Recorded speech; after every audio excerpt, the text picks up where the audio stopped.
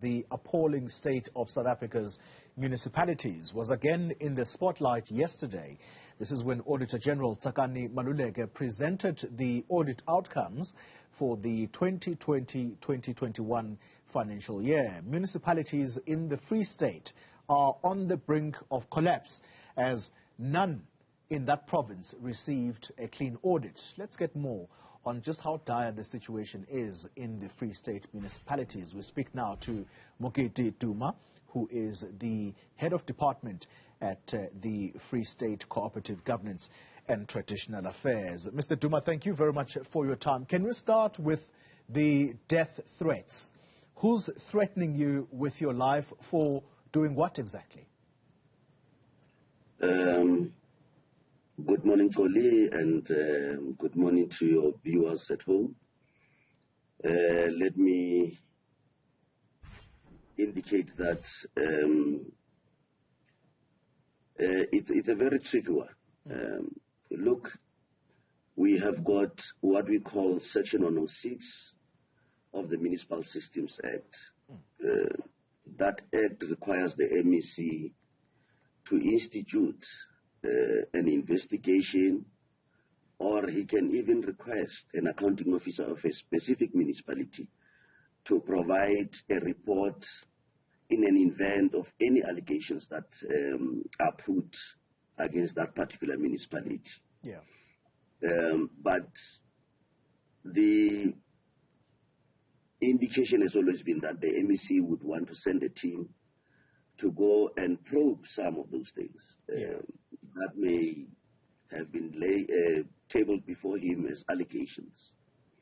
We've had about 7 municipalities where we conducted these investigations, and there are others where those investigations are still to be conducted.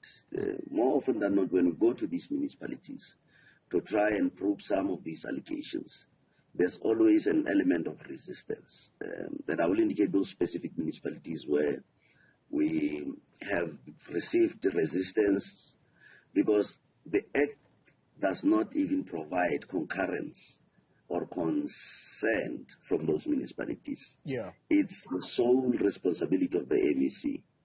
And we have tried by all means to avoid being adversarial in attending to these issues, because as partners in the local government sphere, we want to create a harmonious situation where we together join hands and make sure that we provide better services to the communities. Yeah, all right. However, okay, go on, sir, because I really, there's quite a bit that we need to discuss, but I'd like for you to address this matter of the threat to your life. Yes, Who has done yes, what?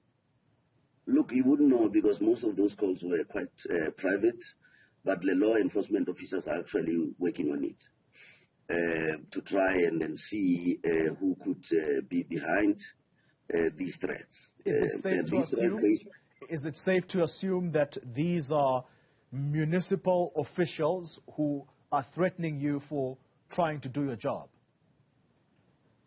The investigations by the CPS will indicate, but you will not rule out the fact that some of those who may be implicated are the ones who are doing it, either municipal employees, business people, and to a larger extent even councillors, because majority of our findings will indicate always that there are councillors, business people, officials of the municipalities who are fingered in these allegations.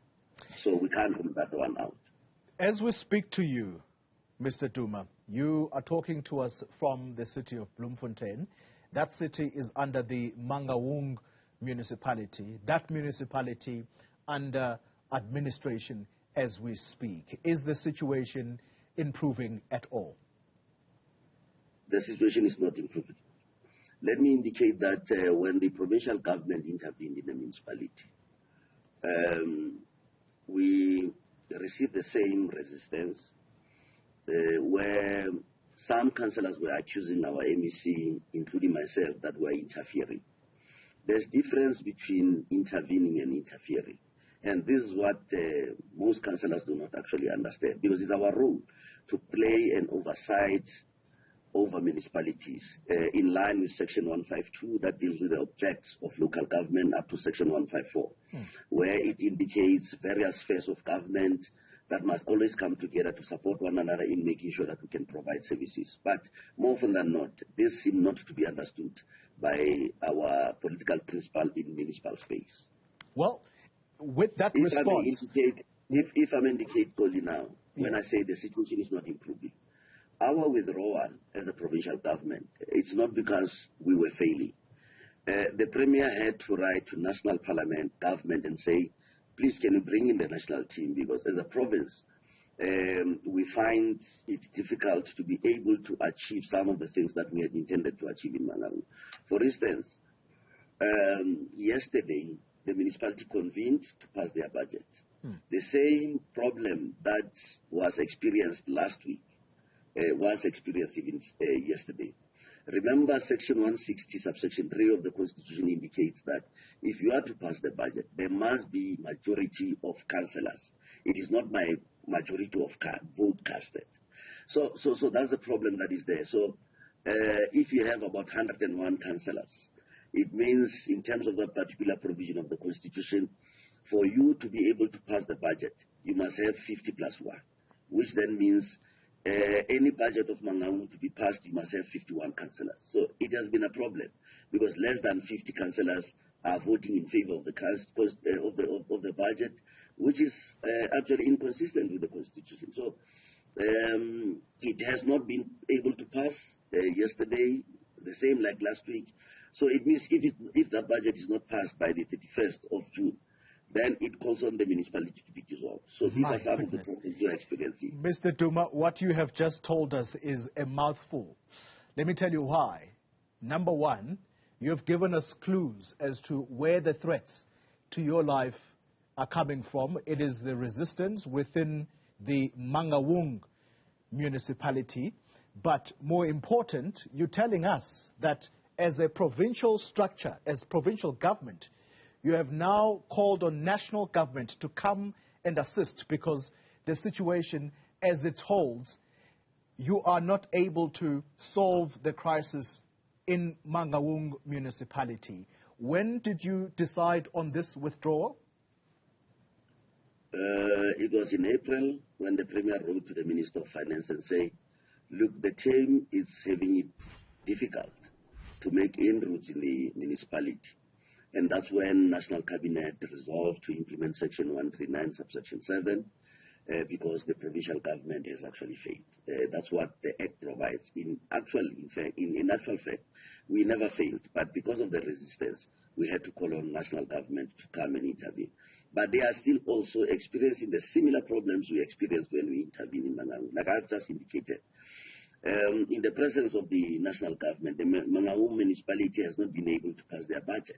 So that tells you the extent to which we don't have commitment from political principle in the municipality to ensure that at least the budget is passed and ultimately provide services to the communities.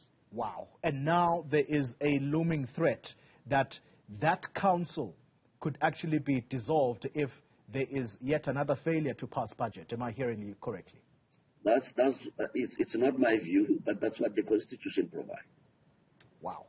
So when the Auditor-General says, Mr. Duma, that not a single municipality in the Free State has obtained a clean audit, how much responsibility do you take as an official of CoGTA who's charged with overseeing the smooth running of these municipalities?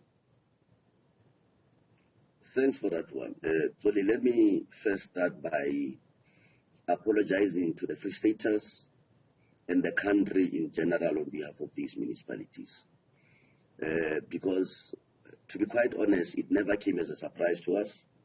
You would recall last year, the Minister of CoGTA, Dr. Nkosazana Duma, tabled a report in Cabinet around May last year, which indicated the state of municipalities throughout the country. And that report succinctly pointed out that none of our municipalities in the province is actually performing better. All municipalities were classified as dysfunctional. Hence, we're saying this report by the AG, it never came as a surprise. Only you can imagine if about 8 municipalities are unable to provide their financial statement for audits. It tells you, you will not be able to do anything.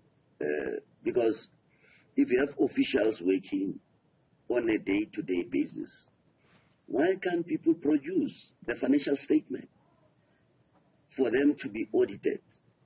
It tells you that there's more than meets the eye. Yeah. There's actually quite a number of things that are happening which are not actually correct. Because the disclaimer, opinion by the AG, tells you that he could not even find a single document that he could actually, trace how the finances were actually used. Yeah. If you look at the MFMA, the responsibility of an accounting officer, the fiduciary responsibility of an accounting officer is to look at the financial statement, the income and the expenditure.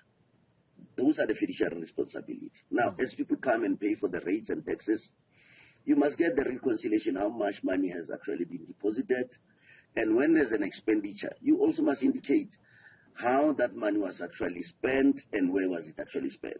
So a disclaimer tells you that, yes, the financial statement or the bank statement is there, the money is coming in and out, but you don't know where that money actually went to. Well, so it's a disgrace, and I must say, honestly, today is the 15th of June.